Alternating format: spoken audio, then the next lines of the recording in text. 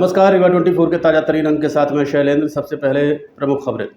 नशे में चूर युवकों ने बुजुर्ग को बाइक में बांधकर 3 किलोमीटर घसीटा, दोनों हाथ फ्रैक्चर, बुरी तरह गंभीर।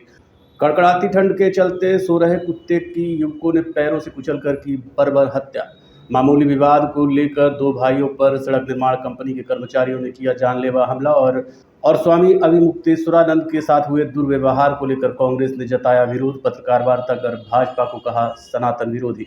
इन खबरों सहित अन्य खबरें विस्तार से। सिमरिया थाना अंतर्गत एक बुजुर्ग को बाइक में बांधकर घसीटने और मारपीट करने का गंभीर मामला प्रकाश में आया है। सिमरिया थाना अंतर्गत मझियार में एक बुजुर्ग के साथ मारपीट कर बाइक से घसीटने का दिल को झकझोर देने वाला मामला प्रकाश में आया है। घटना के संबंध में पीड़ित लक्ष्मण प्रजापति ने बताया कि वो सिमरिया बाजार गए थे और वापस लौट रहे थे। तभी रास्ते में 3 युवक मिले और उन्हें रोका। जब वो नहीं रुके तो पहले तो उनका चश्मा तोड़ दिया, फिर डंडे से मारपीट की। इसके बाद भी उनका मन नहीं भरा तो आरोपियों ने लगभग 3 किलोमीटर तक बाइक में बांधकर घसीटा। इस दुर्घटना में घायल लक्ष्मण के दोनों हाथ फ्रैक्चर हो गए हैं और पीठ में गंभीर चोटें आई हैं। बताया जा रहा है कि घटना के वक्त युवक नशे में धुत थे और अपनी धौंस जमाने के लिए घटना को अंजाम दिया। आए दिन इस तरह की वारदातें घटती रहती हैं। इस बारे में चिंतकों और विचारकों को ध्यान देना होगा कि आखिर युवाओं में इस तरह की हिंसक भावना क्यों पनप रही है। आखिर क्या कारण है कि आए दिन इस तरह की घटनाएं हो रही हैं। लक्ष्मण प्रजापति। ये कौन मारपीट किया आपके साथ? कौन किसके द्वारा मारपीट की गई है? रोड में मारी नहीं। सिमरिया गए मेरा कही के चले आवर हम तो रोड में रोकाई तो नहीं रोकन साइकिल ते आगे लगा के बैठा मारी नहीं। के लिए मारपीट किए थे? क्या कह रहे थे आप? कुछ नहीं कह रहे हैं, लूटे वाले आए। वो लोग क्या कह रहे थे, क्या चाह रहे थे आपसे? कुछ पैसे वगैरह की मांग कर रहे थे? कुछ पैसे वगैरह की मांग कर रहे थे? तो पैसे मिल जाए तो क्या भी न कही दवाई का। आपसे वो लोग क्या कह के आपसे जो मारे, आपको जो मारे हैं पैसा मांग रहे थे? कुछ नहीं, पैसा नहीं मांगे, मुँह दाबीन, मुँह दाबीन और चश्मा लगाए रहे तो आँखी दाब ली। अब मारी कहीं तक गुंडा बने है, जाऊँ नहीं रोकन साइकिल तो आपको रोक रहे थे, आप नहीं रुके थे? तो वही आपको वहाँ पे मारी नहीं। अब फिर मोटरसाइकिल में बांध के घासेली नहीं फेंकते पब्लिक आ गए हैं, भाग नहीं कहीं वहाँ आपल लागे। ये लोग कौन है जो मारपीट किए? नहीं चीजें पाए काहे तो बांधे हैं आपको? अगौछी में। अंगूठी तो बांधे हैं पैर में, फिर उसके बाद घसीटे हैं? हाँ, अगौछी। सोनू प्रजापति, ये ससुर बाबू। ये क्या घटना हुई? ये बाजार गए थे, बाजार से लौट रहे थे तो बोले कि साइकिल रोकिए, तो ये बोले कि हमको नहीं रोकना है, फिर रोके भी नहीं है तो बोले कि गुंडा बन रहे हो। फिर बांध लिए मफलर से, फिर डंडा से चश्मा फोड़ दिए पहले, फिर मारे हैं, फिर 2-3 किलोमीटर घसीटे पल्सर गाड़ी से। कैसे पल्सर गाड़ी से घसीटे हैं? क्या बांध के पैर में, हाथ पैर बांध के। ये बताइए इनको चोट कहाँ आई है? चोट पूरा पिठान छिलर गया है, दोनों हाथ फ्रैक्चर हो गए, पूरा हड्डी उड्डी निकल आया है सब पूरा। अच्छा, 3-4 लोग ये लोग। सभी ने मतलब के साथ मारपीट की? जी। ये आरोपी कौन है आपको पता है? आरोपी को तो नहीं पता है, उसका बाप मिल गया आरोपी का। जी, उसको पकड़े मझियार। आप लोग भी वहीं के रहने वाले हैं? नहीं, हम लोग डरिया रगौली हैं। ये कोई फोन लगाया, पता दिया है तो फिर हम लोग आए हैं बाद में, जब एम्बुलेंस पे सब लाद लिए तब फिर आए हैं। अभी क्या गंभीर है? जी, बहुत ज्यादा चोट, पूरा हाथ फ्रैक्चर हो गया। क्या नाम लिखते हैं? ससुर लक्ष्मण प्रजापति। 60 साल की उम्र है। 5 बजे शाम। सिमरिया थाना क्षेत्र में एक 60 वर्षीय व्यक्ति को मोटरसाइकिल से घसीटा गया, मारपीट की गई। क्या ये सिमरिया थाना अंतर्गत की घटना है और 24/1 की घटना है। फरियादी के साथ मारपीट की गई है और पहले उनसे पैसे मांगे गए हैं और जब उनके द्वारा पैसे नहीं दिए गए हैं तो इसी बात को लेके ये जो 3 व्यक्ति थे बाइक में, उनके द्वारा उनके साथ मारपीट की गई है। पुलिस के संज्ञान में जैसे ही ये मामला आया है तो मुकदमा कायम कर लिया गया है और ये जो तीनों व्यक्ति हैं या आरोपी हैं, इनको ढूंढने का प्रयास किया जा रहा है और ठीक है, शीघ्र ही इनकी अरेस्ट इंश्योर की जाएगी। मैडम मतलब से उनका पैर बांध के कुछ दूर उनको उतर भी गया है बाइक से। हाँ, इनके साथ मारपीट की गई है और ऐसा उनका कहना है कि संभवतः ये तीनों ही जो लोग थे वो नशे में थे और नशे की हालत में उन्होंने इस घटनाक्रम को अंजाम दिया। क्या आरोपी कौन है? आरोपियों को अभी लोकेट करने का प्रयास किया जा रहा है। 3 आरोपी हैं, नाम पता लगा रही है पुलिस और जैसे ही इनके बारे में पता चलता है तो अरेस्ट इंश्योर हो जाएगी। रीवा में कुत्ते को लात से पीट पीट कर हत्या करने का सनसनीखेज मामला प्रकाश में आया है। आरोपी युवकों की पहचान कर ली गई है। रीवा में 2 युवकों द्वारा कुत्ते की लात से पीट पीट कर बर्बर पूर्वक हत्या कर दी गई। रीवा में 2 युवकों द्वारा कुत्ते की लात से पीट पीट कर बर्बरतापूर्ण हत्या की गई है। पूरी घटना मौके पर मौजूद सीसीटीवी कैमरे में कैद हुई है, जिसमें युवक कुत्ते को लात से मारते नजर आ रहे हैं। घटना के बाद डॉग लवर रूपा द्विवेदी ने मैहर थाने में शिकायत दर्ज कराई और सख्त कार्रवाई की मांग की है। पूरी घटना 24 जनवरी की शाम मानस भवन के समीप एक जूते की दुकान के सामने की है, जहां आरोपी बाइक सवार ने पहले एक लात मारा। उसके बाद वो थोड़ा आगे निकला कि उसके साथी युवक ने लगातार कुत्ते के ऊपर प्रहार करना शुरू कर दिया। इस बीच किसी ने बीच बचाव की कोशिश भी नहीं की। दरअसल कुत्ता चुपचाप स्कूटी के नीचे ठंड के कारण दुबका हुआ था, लेकिन आरोपियों का गुस्सा 7वें आसमान पर था। वो अपनी ताकत का प्रदर्शन कर रहे थे। उन्हें लग रहा था कि उनसे बड़ा ताकतवर अब इस दुनिया में कोई नहीं है और उनकी ताकत को दिखाने के लिए उन्हें और कोई नहीं मिला बल्कि एक निरीह पशु मिला। बाद बाइक में सवार होकर निकल गए। पुलिस ने पशु क्रूरता अधिनियम के तहत मामला दर्ज कर लिया है और दोनों युवकों की पहचान कर उनकी तलाश शुरू कर दी है।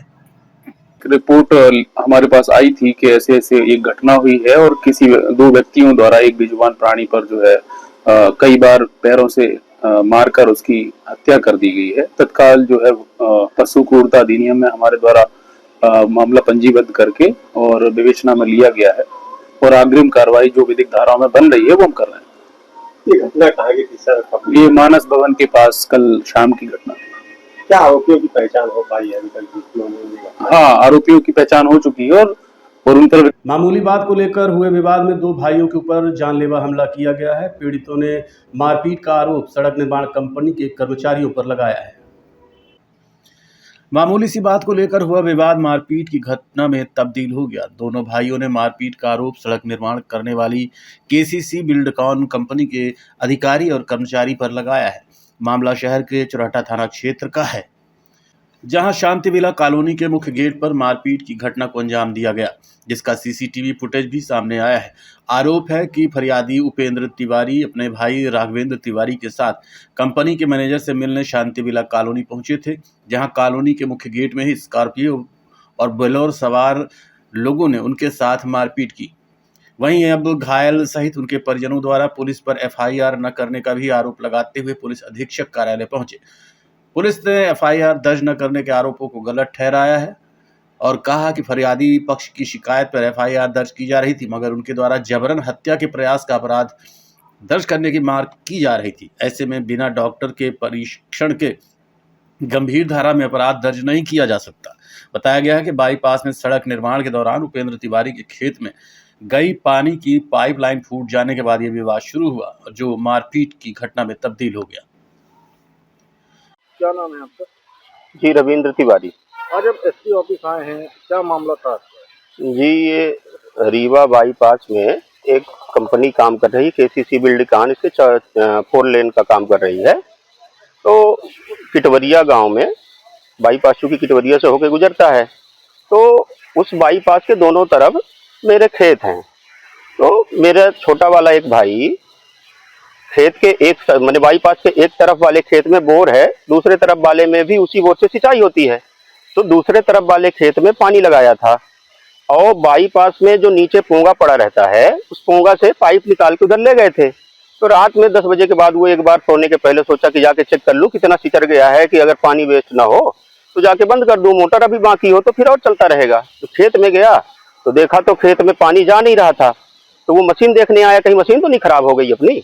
तो आया तो मशीन चल रही थी, तो फिर वो पाइप चेक करने लगा तो देखा कि पाइप जहाँ इनकी कंपनी की पोकलेन मशीन काम कर रही है वहीं से पाइप फूटा हुआ है। तो उन्होंने पोकलेन के ऑपरेटर से कहा कि भाई साहब पाइप तोड़ दिए हैं, आप मुझे बता देते तो मैं पाइप अपना हटा लेता, फिर जब आपका काम हो जाता मैं फिर लगा के सिंचाई कर लेता। तो उन्होंने कहा कि भैया कोई दिक्कत नहीं है, आपका जो नुकसान हो गया है हमारे अधिकारियों से बात कर लीजिए, उसका हर्जाना दे देंगे। तो वहाँ जो साइड इंचार्ज करके एक है विनेश यादव, वहाँ का काम देखते हैं आसपास का, तो उनसे परिचय है सब किसानों का आसपास जो रहते हैं। तो मेरे छोटे वाले भाई के पास उसका नंबर था, तो उसने फोन लगाया विनेश यादव को। तो विनेश यादव ने बताया कि भाई साहब आज मैं छुट्टी में हूँ, मैं किसी न किसी को भेजता हूँ। तो 2 नंबरों से फोन आए छोटे वाले भाई के पास। तो उन्होंने कहा कि आप वहीं रुकिए, मैं आता हूँ, देखता हूँ आपकी क्या नुकसानी हुई है। तो आए देखे तो बोले कि हाँ नुकसान तो आपका हो गया है, मैं अपने प्रोजेक्ट मैनेजर नवीन जी से आपकी बात करा देता हूँ। तो उन्होंने फोन लगा के नवीन जी से मेरे छोटे भाई की बात कराई। तो उन्होंने कहा कि आपका अगर नुकसान जो भी हुआ होगा तो आइए, यहाँ में शांति विलास कॉलोनी बहुत दूर नहीं है, आपके यहाँ से 500 मीटर होगी, तो यहाँ आ जाइए, तो बैठ के बातचीत कर लेंगे, जो भी आपका हर्जाना होगा वो हम दे देंगे। तो छोटे वाले भाई ने अपने से बड़े वाले को, उपेंद्र तिवारी को फोन करा कि वो वहाँ बुला रहे हैं, क्योंकि उपेंद्र तिवारी का शांति विलास में वहाँ के जो संचालक वगैरह है उनके साथ उतना बैठना रहता है, आना जाना रहता है, तो वो परिचित है। तो उनको लगा कि वहाँ चलना इनका ठीक रहेगा, तो उसको भी लेके गए।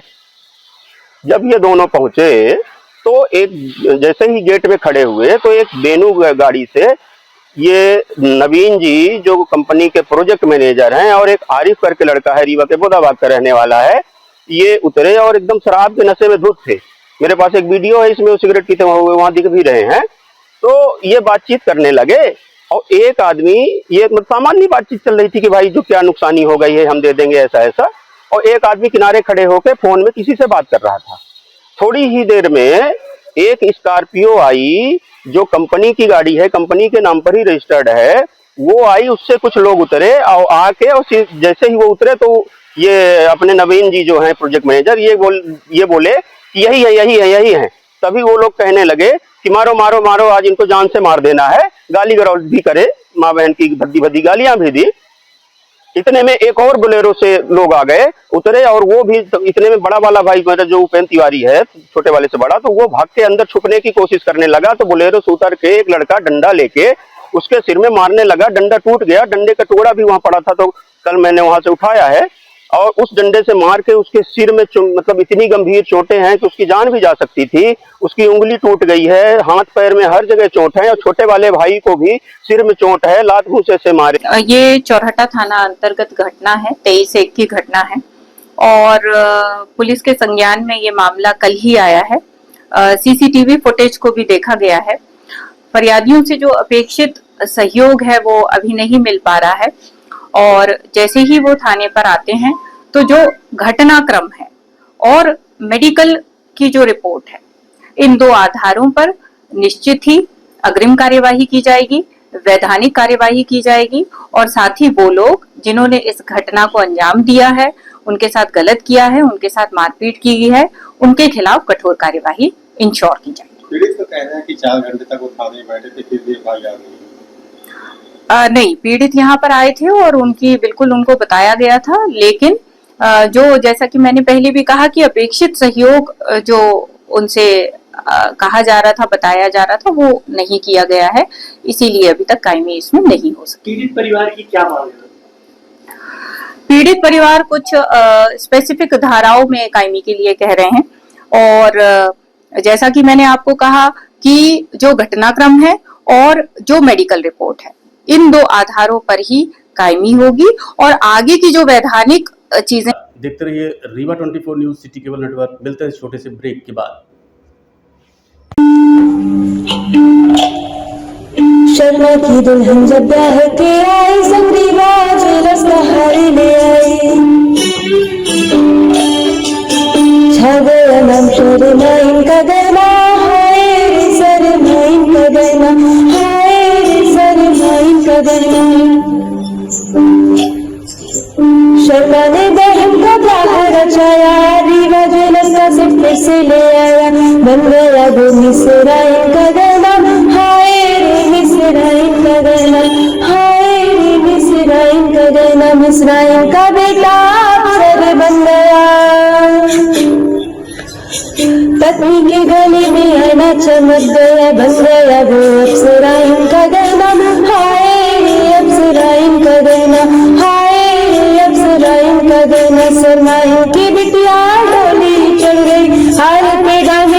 बसनी जग गई, बन गया नहीं बहुरा इनका गहना, हाय रे बहुरा इनका गहना। दीवा से लेकर बिंदी तक छाया है, शादी में रिवाज रस्ता नमाया, पीढ़ी दर पीढ़ी हिस्सा से जगाया, रिवाज रस्मी हिस्सा निभाया। कोई ब्याह कराए या न कराए, हाय पर गहना बनाए तो रिवाज रस्म से बनाए। स्वामी अभिमुक्तेश्वरानंद के साथ हुए दुर्व्यवहार को लेकर आज कांग्रेस नेता अनुपम तिवारी ने पत्रकार वार्ता को संबोधित किया। बीते 22 जनवरी को माघ मेला के दौरान मौनी अमावस्या स्नान करने आए शंकराचार्य स्वामी अभिमुक्तेश्वरानंद के साथ पुलिस व प्रशासन द्वारा दुर्व्यवहार किया गया, जिससे लेकर देश भर में राजनीति गरमाई हुई है। उस दौरान उनके समर्थकों के साथ मारपीट की गई, यहाँ तक कि बाल की चोटी पकड़कर थाने में घसीट कर मारा गया। इसके बाद से ही शंकराचार्य धरने पर बैठे हैं और अभी तक इस विवाद का कोई हल नहीं निकला है। बताया जा रहा है कि बीती रात भी कुछ 500 से 700 की संख्या में पहुंचे युवकों ने खूब नारेबाजी की और बाबा बुलडोजर के नारे लगाए, जिसके बाद आश्रम की ओर से पुलिस से सुरक्षा की मांग की गई है। अब पूरे घटनाक्रम को लेकर कांग्रेस नेता अनुपम तिवारी ने आज पत्रकार वार्ता की और इसे दुर्भाग्यपूर्ण बताया।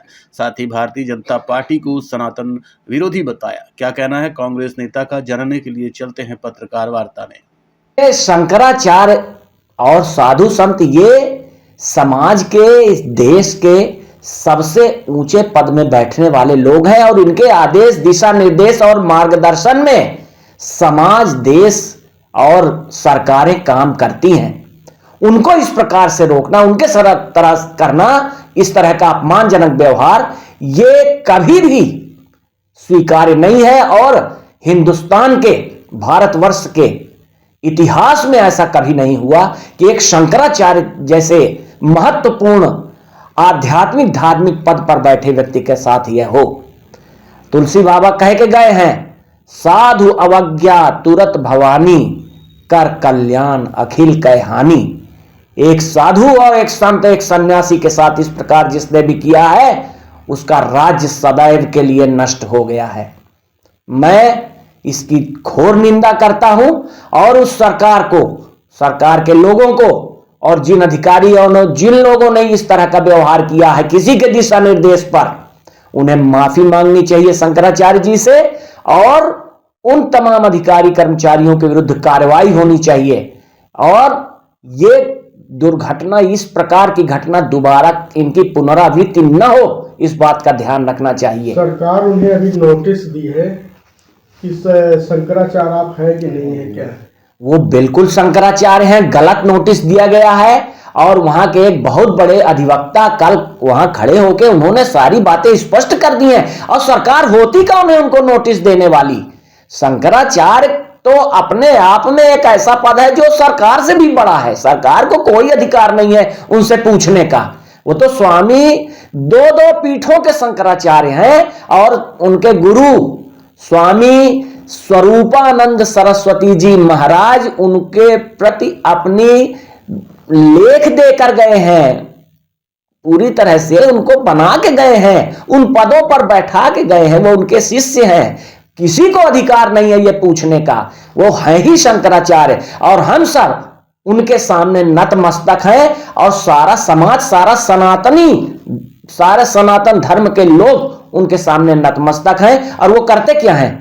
वो यही ना करते हैं कि लोगों को सही रास्ता दिखाते हैं, सरकारों को जो गलत हो रहा है उनको मार्ग दिखाते हैं कि आपको ऐसा नहीं करना चाहिए, आपको सर्व समाज और सबके लिए कल्याण का काम सोचना चाहिए, आपको राजनीति नहीं करनी चाहिए। आज जो गाय काटी जा रही हैं, गायों को मांस को बेचकर विदेशों में सप्लाई किया जा रहा है, निर्यात किया जा रहा है, उससे चंदा ले रहे हैं ये सरकार। यही ना वो कहते हैं कि गौ हत्या बंद होनी चाहिए, यही ना वो कहते हैं कि सनातन धर्म में यदि हिंदू है तो उसे गौ हत्या से दूर रहना चाहिए, और भी बहुत सारी चीजें वो कहते हैं। तो क्या गलत कहते हैं?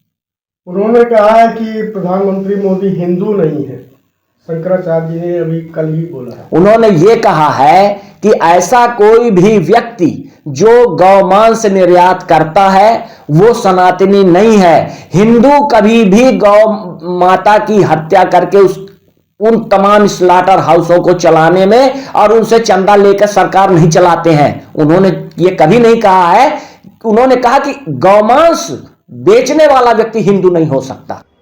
77वें गणतंत्र दिवस को लेकर रीवा में तैयारियां पूरी कर ली गई हैं। वहीं पूर्व संध्या पर जिले भर में प्रशासनिक भवनों, स्कूल, कॉलेजों की लाइटिंग की गई है।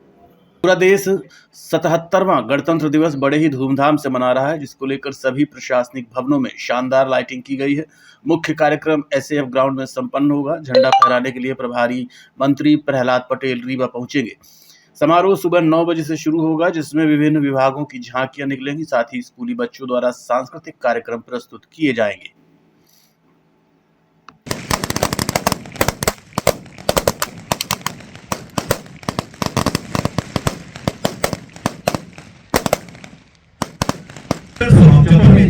सुविधा रक्षक के रीवा के नेतृत्व में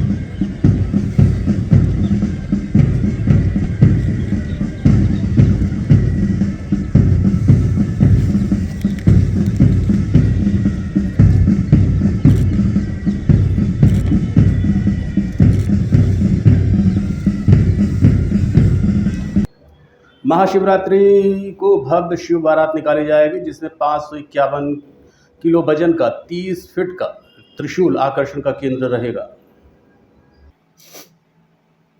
महाशिवरात्रि के अवसर पर शिव बारात का आयोजन परंपरागत तरीके से किया जा रहा है। बैजू धर्मशाला से निकलने वाली बारात में 30 फीट का त्रिशूल और झांकियां आकर्षण का केंद्र होगी।